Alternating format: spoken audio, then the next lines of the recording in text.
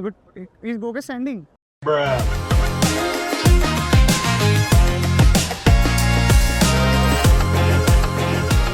Last time when we talked with the AltLayer team, YQ was there, and that was the time when Autonome was just kicking off. I think from that, I think it was in November in DEF CON we spoke. It's like almost 6 months, and like many developments have happened. Autonome was kind of launched. I think the initial framework was there. I think that time the focus, what I have understood, was to build a distribution layer. Like you bring your agent and we will help you distribute. There was these frameworks. You can use various agent kits and all. Starting with Autonome mainly because again, like the AI and stuff were very much in trend. Now might not be much in Web3, but it's pretty much in trends because of GPTs, Anthropics in the Web2 verse. So how had Autonome, like, is it the current stage of Autonome, did you anticipate, okay, this launch will be like this, or any changes you have observed, like basis what you planned initially? Of course, I mean, when we launched Autonome, the idea was that it should be a central place where you would build agents, like imagine something like LangChain or things like that. You would have all these SDKs that you could use to build an agent. When you build an agent, you would then deploy it somewhere, and that would be the service. And once you have deployed it, then you can ask people to use it, right? Because wherever you deploy, it becomes like a marketplace for other people to come and use. So this is build, deploy and distribute kind of platform. I think what has, of course, happened is that agents have taken a different trajectory in the crypto space as opposed to what's happening in the Web2 world. One thing is, like, one of the agents that has been popular, most popular agent that you could think of is AIXBT in some way, right? And it seemed like to me that one of the main problems with something like AIXBT is that it has become like a kind of agent KOL or KOL agent in some way, which is like it can potentially, and we didn't do that much, but it could potentially influence price action of some token, right? And in those scenarios, you have two things to worry about, right? Which is like, imagine an agent like AIXBT, which maybe you don't actually know whether it's an actual agent or it's a developer behind it, which is actually tweeting things, right? And this is where we leaned a little bit more on the verifiability side of things, which is like, okay, fine, you may not have all these agents out there, but you may have some agents, one or two, that actually will get used, something like AIXBT, and they would need certain guarantees around verifiability. So one is like, when I'm talking to an agent, is it a real agent, number one? It's not a developer, it's not a human behind it. And two, is it doing what it's supposed to do? So that's the verifiability angle. And so we have been, so in Autonome, you can actually go and deploy these agents on a trusted execution environment. Again, the question is like, okay, how much or in what scenarios you need verifiability, right? And this is where the entire world, crypto space is trying to figure it out. One thing that I would mention is like, maybe standalone verifiability is not that important. Like maybe let's say if I trust this agent anyway, like for example, let's say Binance, right? You're sending your assets to Binance, as long as you trust Binance that it's not going to take your funds away, it's going to be solvent and so on. So you kind of engage with Binance with that trust, which means that you have to build that trust, right? And we have seen exchanges like FTX that have gone down. So the idea is like, right now we're in a stage where there isn't a major agent that is being used widely. And so there's no trust issue in some way. People just are not caring that much. They want to see something that actually they use. So that's verifiability, which means like you need to have something much more tangible, much more usable for people. The second thing where verifiability matters a lot is around composability. But if you look at, let's say Ethereum or EL1, let's say Aave works with Uniswap or can connect with Uniswap only if whatever transaction comes from Uniswap is trusted, or it can be verified in some way, right? And that trust layer is basically Ethereum or Ethereum Consensus Protocol. And so the question is like, either you verify for reasons that is essential to you. For example, is this agent doing what it's supposed to do? Or it's not necessarily for you, but it's for some other agent, right? So I'm an agent and I want to do something for other agent because I'm not complete. I can only do certain tasks in a certain way. And so the idea is like, maybe you need verifiability in scenarios where agents have to compose. And so this is again, it's more of a play when those agents come into place. So you're preparing for those things to happen. But I would agree with your assessment that I think we're still at a very early stage where one, there's not an agent that everyone uses or is widely available. And two is we haven't really seen agents composing with each other in a much more open way, which requires verifiability that much. But I think it's going to happen. You just need one or two agents that become popular and you'd see verifiability needs pop up. I think in entire token, you have been involved in lots of AI-related talks and agent-related talks. And I think I have heard you yesterday in that Def AI summit you were telling about that verifiability is the main unlock of kind of crypto AI scape. And I don't know, I just came up with this tweet in that hey, AI is the main unlock of crypto, verifiability is the key because everybody is onto that verifiability angle. You can approach it via AVS, you can approach it via TEs, MPCs, FHEs, there are like many ways. But like again, you just mentioned that how much of verifiability is needed. So I've seen I know Autonome from very close. I've seen the architecture and what are the thoughts have gone behind. And currently it's T-based verifiability, and eventually it is like AVS will come in at certain place to like back the hardware composition with the crypto economic security. But what do you think? What's the trade-off? Because we know we need verifiability to kind of verify all our actions or secure our actions. But again, we need to build products. And all these infra layers are quite complex to be production ready tomorrow. And like in crypto, I think as a whole there is a buzz now, and I think is correct that you need products. Infra is there, we need better infras. So how is AltLayer or Autonome is kind of thinking through that? Are you focusing to be a better on infra layer, or whatever the technical resources you have are built, you are trying to ship some products, get some users maybe, and then build infra alongside? I would say that, look, I mean, of course, we are trying to build certain products ourselves, but the good thing about crypto is that you just need one little thing, and that one little thing is going to become big massively. And you could see that, for example, there are many scenarios where everything is quiet, and suddenly there's one app that pops up like Frentech. You may not like it for whatever reasons, but the fact that Frentech came in and it kind of was making quite a bit of money within a short span of time, 1 or 2 weeks. That shows that what can happen in a really short span of time. And this is where you start to think about, okay, now, if your infra is not ready, you'd actually be waiting for the infra to be prepared. Mm-hmm. So I think, yes, you don't have a real product out there that actually people use, but I think that can change any moment. Mm-hmm. You just need one little spark, and you would see, and we have seen that time and again in the past, right, which is like, I just started happening immediately, after one successful. Even with the agent narrative, exactly. When the virtuals and AI exactly. many popped up at the same time. So I think you just need that catalyst, and that catalyst will push you. So imagine, for example, let's say some agent becomes extremely popular because, let's say, Aave integrate that agent into it. Now everyone uses it, has to use it because it's part of Aave's offering, right?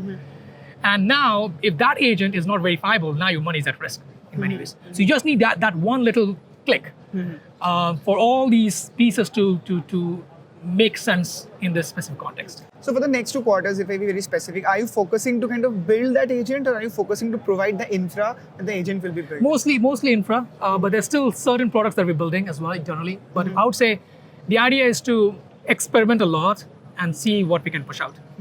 And coming from the AI and agent part is like the rollups, restrict rollups, that frame, because as we are discussing and as we know that the main area where AltLayer kind of shined or people know AltLayer is a RAS provider, right? You guys were kind of the OGs where figured out, okay, you can build any rollup with SDKs with minimal coding requirement. They just can spin off.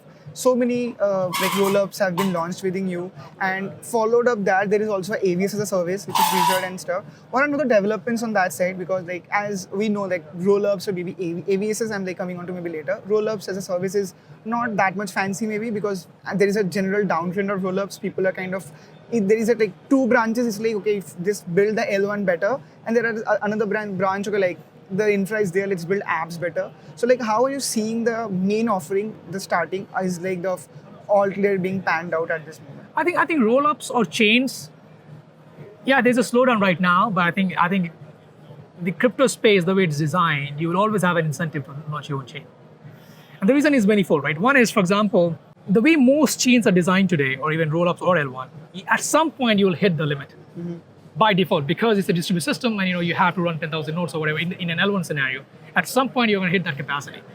And so you have to think about what else you can do. And what we have learned from Ethereum is the one way to scale is by having these L2s or L3s attached to your chain.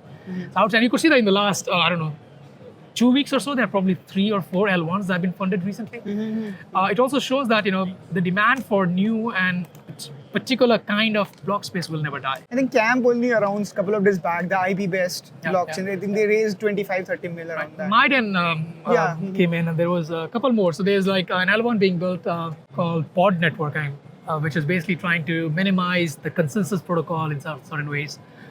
I've seen at least 4 or 5 that funded. So I think the point that you will always have a system where if I'm an app, if I'm become really, really big, let's say like Uniswap or something else like that, I would want to own the block space.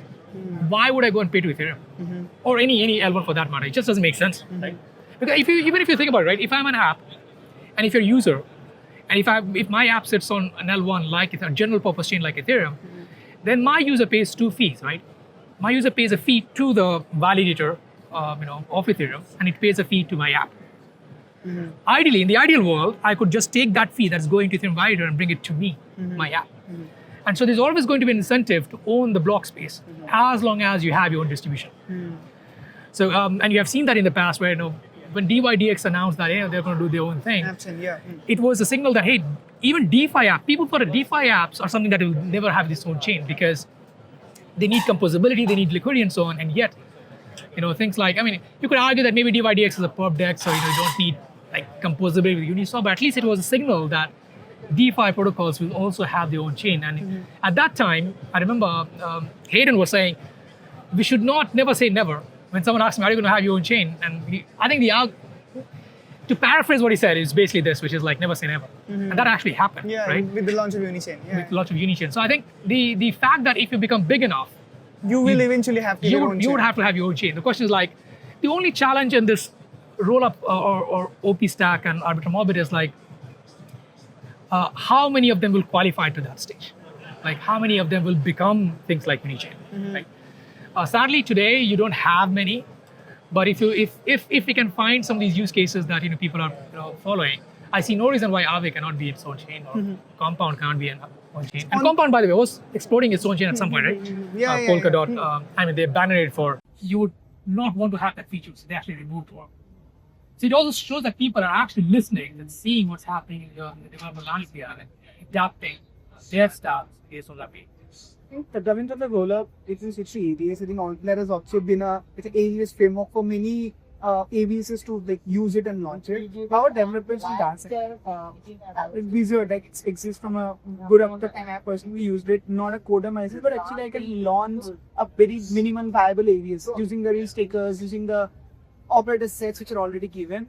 Are there any active developments there, or like how you are seeing the AVS building framework going down? Yeah, so one thing that we are looking at is right now, if you look at all the AVSs, right, they're pretty siloed, right? So, for example, if you look at EigenLayer, if you go to EigenLayer's apps page, if you look at all the AVSs, you have, let's say, 2 oracles or 3 oracles, you have bridges, you have, let's say, security AVS that meters transactions on. But they actually do not very compose very well, right? So, for example, what I mean by this is like an oracle does not need a bridge, for example, doesn't need an oracle, and so on and so forth. So, I think the advantage that we have over in Rust is that everything is very templatized, right? So, for example, all these chains, they all look and feel the same. Like OP stack 1 and OP stack E, OP stack C, they all look and feel the same. That's not the case with AVS. They're all different. They serve very different purposes, which means that giving a very uniform framework is much harder to build. And the main thing the whole thing boils down to this fact that in AVSs we have these nodes, and nodes will have to run some client, and that client will depend on the business logic, which is not the case with Rust. And so I think AVSs, we are still thinking about what is the one or a few AVSs that could be templatized in a real way, where you could actually use those AVSs and make it shippable. One example could be, for example, random number generator AVS was. Imagine AVS that does year out kind of thing. Or you could imagine an AVS that feeds custom data. So imagine like you have Chainlink that gives you something like price, feed, but imagine, I don't know, you could imagine like a carbon pair, something, you could imagine weather data or something like that. Something that maybe a certain AVS, a certain Oracle provider you would not deviate. But you need that for your specific app or your service. So there you build a custom AVS, which is in a way templatized by the fact that you just need to make a little change to get this specific price feed that otherwise not available over the world. So I think this is where I think the platform wizard makes sense. And also, I didn't mention earlier, which is like, it makes sense to get your hands dirty very quickly. So once you're familiar with how the pipeline looks like, development pipeline and framework looks like, then you can actually build proper seed stuff. But one thing that I'm personally really interested in is like, how do you make these these AVSs create network impact in the network. Yes. Is that today, if you have 10 AVSs, when new AVS comes in, how do these 10 AVS actually benefit from this new AVS? And you can see that very clearly in a roll-up model or even a chain model. Well, let's say you have 5 apps. If you bring Uniswap in the ecosystem, actually benefits everyone, right? It's not very clear how that works in the AVS world. So one idea is like you have to build something that kind of unifies all these AVS. Another question part of the AVS is I think AVS is like unlocks a new kind of innovation. Okay, based on crypto security, build a bunch of stuff. These are like out there to prepare the pods. They're like new kind of innovation which are possible. But again, there is a significant challenge to build. And you need to manage a lot of things. You need to operate assets. There are how many now the stashing also you need to see that okay, what are the conditions of your like the stake you are taking, you slash and so on and so forth. Even like when you launch a chain versus you launch a AVS, it is significant different. And although like me being teaching to AltLayer knows AVS can offer a lot, but again to a new dev or a new section of people who want to reach to AltLayer or AVS, it's happening, right? And you guys have walked with it. There are already 5-6 AVS which have launched with your platform. What do you think are the problem lies with the AVS thing? I mean, you to like simplify the devx or the dev toolkit which is already there, and how will we kind of you tell these people or like not in telling like communicate come to like the USPs or areas like instead of it has a significant hurdle to learn but build, but there are like significant cryptoeconomic security are getting to kind of build new things. I'm not sure if I agree with you on the complexity. I don't feel like yes. Of course, if you're building something, you need to with some complexity more. But I don't think like it's like I have built systems where you have to build entire L1 from scratch, and it's way painful compared to that. And even by the way, I've seen people build Cosmos-based chains as well, and scenarios that I've seen where you make a little change in your SDK to build your chain, and then basically the chain shuts down, and you have no clue how to actually fix this. And so I would say that it's not that difficult. Like I would say compared to launching something using let's say Polkadot or even Cosmos in my view, it's not that complex. Because you're not even worried about consensus. You just have with this BLS signature and you kind of agree on the output. The main challenge still boils down to getting users for those AVSs. Right now, all these like AltLayer or Symbiotic for that matter, they all are middleware infra. Then what's being built on top is again infra. Now you build apps and then you build something on top. So I think AVSs are like at least 2 steps removed from the end user. And I think that is one of the challenges. So like when you feel you're not, it's kind of like people say, hey, if you want to make money, it's like you will make money only if you're closer to the money. But that's what traders are very respected. That's because they are very close to money, and then when you take risk, you make money. The same applies to users, right? The closer you are to users, the more valuable in some way or the more visibility you get. Because users will actually use it and you'll spread very big. The challenge I think with most AVSs today is very few of them, if at all, are actually user based. And so you feel sometimes you get, okay, I'm doing this, but to achieve what? And I think the solution to that is bring I don't think like compared to L1s or even rollups out there, AVS are much less challenging. I think the reason of me telling this is because we have been talking with pretty these dev folks and all. Most people don't get the USP to AVS. I don't know. It is good they build something out there, but white build and AVS is a communication problem, and the complexity might not be in depth. In the complexity might be wide, right? There are rollups which are existing. In the last time we talked with Mike, we mentioned specifically why they kind of we see rollups are better than rollups at most occasions. Then you might get started with rollup, but then if you might not have a use case for security is very important. Restate rollup provision, and as we build in crypto, I think almost all the use cases previously in security management law. So might be that, but like. Now let's summing up all these things which are kind of in development for AltLayer. First we started with the Autonome, which is the AI framework. Then there is this Rollup framework. Then there is AVS framework. In these next few quarters, which are top 325, how are you prioritizing developments? I say letting what order and like where you are anticipating, you can again chart at your end and see, measure this. Are you anticipating get the maximum traction with the to dot? I would still say that rollups and, as I said earlier, rollups and block space demand will never end. It may slow down for a bit, but then as soon as you have an app that becomes big enough, it will need a change. I get better. Like if I'm a dApp and it becomes big enough, it just doesn't make sense for me to have to run it on any chain that exists. I will spin up my chain. Yes, but having said that, there's of course that can slow down the market for macro conditions, whatever, right? But I think that could. So for me, rollup as services for me is a very staple thing. Yeah, you may not see upward trajectory all the time, but there's always going to be constantly valuation. AVS definitely have slowed down, and as you say, look, some people are concerned. Okay, what is the value prop? What I'm getting out of it? And this is not saying that there has to be some better firms around us for developers to actually see the value. Anyway, which I think AltLayer's team is doing it, some of the other protocols are doing it as well. But I think the message somehow gets diluted or lost somehow somewhere. But I do feel like one thing that I'm really excited about on the AVS side is gluing them together.